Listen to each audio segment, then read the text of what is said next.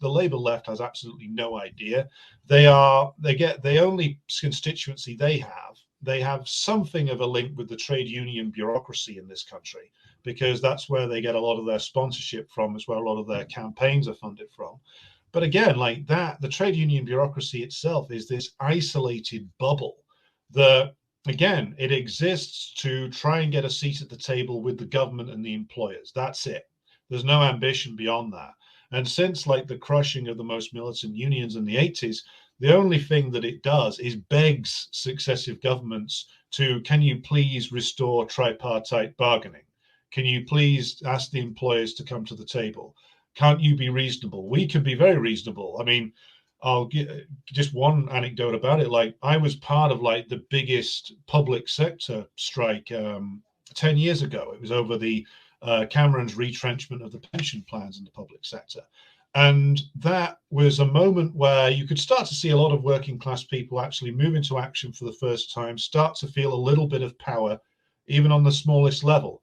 And that was immediately shut down by these trade union leaders, a lot of whom liked to pose as, like Len McCluskey used to do, pose as being these big left figures. You know, I'm a big working class socialist. I was on the docks for a day once, that kind of thing. And of course, as soon as like any hint of working class activity actually happened, shut down immediately.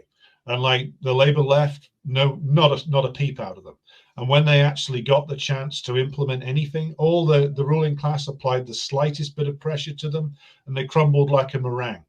And now for them to run around screaming that, you know, recalcitrant working class people need to be tossed in, you know, vaccine camps or something.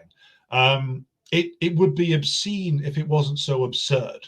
And like, this is all that the likes of the DSA exist to do now. They just exist to run interference for the Democratic Party and funnel people back into it again. And that's why whatever happens in terms of actual working class politics in this country, or I think in yours as well, it cannot be allowed to be dominated by people whose only answer is to funnel people back towards the Labour Party or the Democrats, or wider, for, you know, to try and funnel people back towards any of the capitalist parties, because it's all a dead end.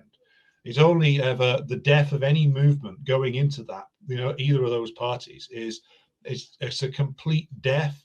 The people who are proposing it, they're either too stupid to know it, or consciously are aware that it will be good for them and their career prospects. Yeah, I think the DSA has played another role, which is also to make ordinary people hate socialism. They've done that very well. I mean, the US ruling class got a real bargain. Yeah, it's, you know, the double whammy. I want to cover two more issues before we go, and you know, it could take 2 hours. I don't know the way this is going. And we're with Alexander McKay of Red Star Radio. This has been a fascinating conversation. I mean, I knew it would be.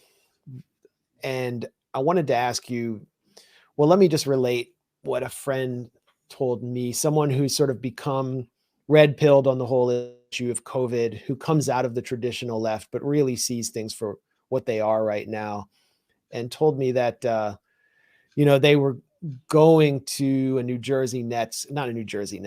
Brooklyn Nets game and at the Atlantic Center, and they saw the protest for Kyrie Irving, who is one of the most high-profile NBA players, who thought they could transcend the vaccine mandates or the push for everyone to get vaccinated in the league because of his star status, and then found that because of the vaccine passport system in New York and San Francisco, he couldn't play in the two of the biggest media markets. So his team benched him for the season, and you know, there's this ritual stoning of him by the media. They've turned to Aaron Rodgers because he's a even larger target, and it's easier to paint him as right wing, even though he's not right wing. He's married to Shailene Woodley, who's kind of a alternative figure. But I'm going too much into detail. Basically, the protest consisted of a lot of the workers and restaurant and healthcare workers in Staten Island who've been organizing against the mandates, some MAGA people, you know, pro-Trump people who wave thin blue line flags, and Black Lives Matter local chapters all together. And it was a very angry protest. They pushed close to the doors of the Atlantic Center. And I said to my friend, "Why didn't you join them? You know what time it is." And he said, "Because it looked like a fascist mob." And you do see like the protests in New York. They may take on a different character than those in the UK. I haven't been to the UK, or those in France or Italy. They seem very heterogeneous.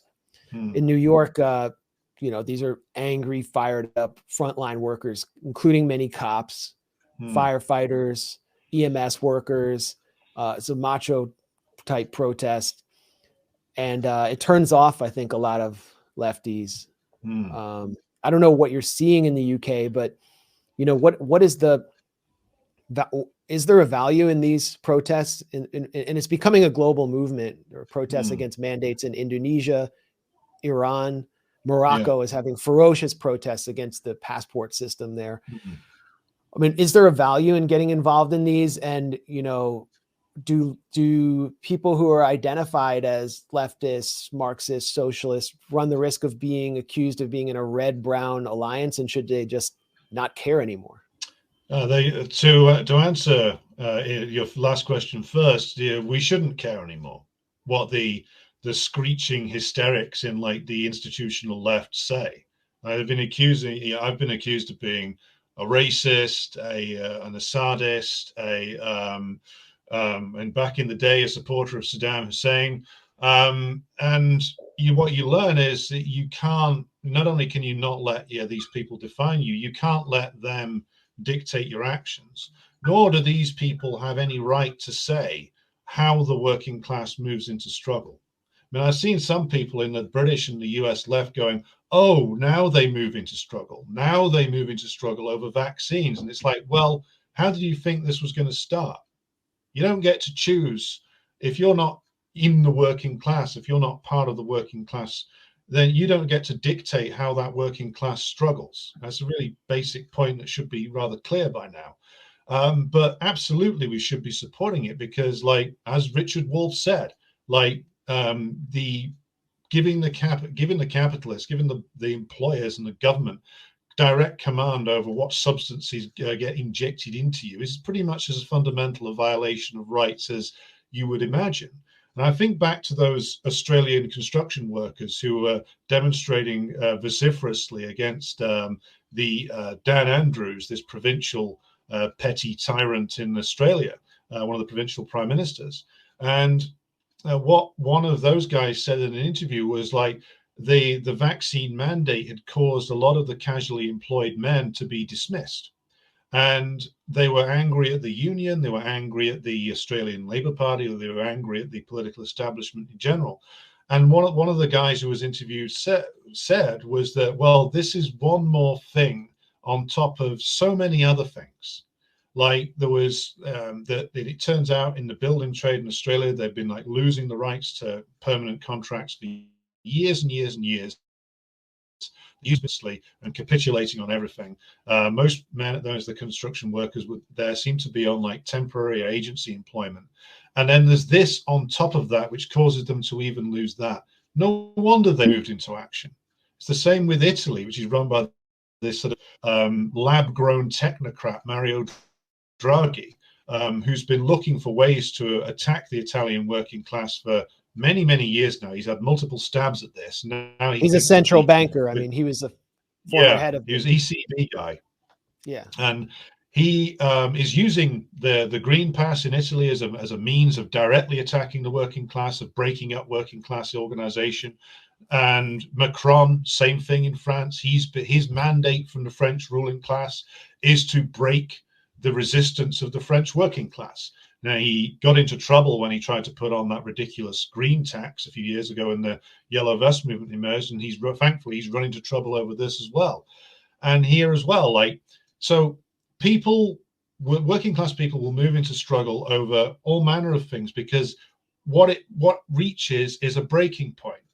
And being told that if you're a health worker in a national health service in this country and you've been working for a year, surrounded sometimes by people with the coronavirus in their system, maybe you've had it yourself, you've certainly picked up the antibodies, and then to be told after a year that you have this experimental leaky vaccine, which doesn't prevent transmission and doesn't prevent infection. Otherwise, you're sacked. Well, no wonder people, health workers in that situation, would turn around and say, well, fuck you. I'm not going to do it, because that's the breaking point. And what a lot of people on the left don't understand is, unless you're in a part of that group of workers, you don't understand when their breaking point is going to be. And again, nor do we get to dictate how they struggle or when they start to struggle. If you're engaged in journalistic or intellectual work and you see yourself as having a role in supporting workers in struggle, your role is to go and lend support to that. And if you feel uncomfortable next to, some section of the working class, well, that's your issue, not theirs. And if you aspire to actually build a genuinely better society, then you're going to get over your hang-ups if you want to be part of a movement. And that's something which everybody on the left will need to learn. Certainly it's something I had to learn 20 years ago when I first started getting active, and it'll be good for people to go through that process.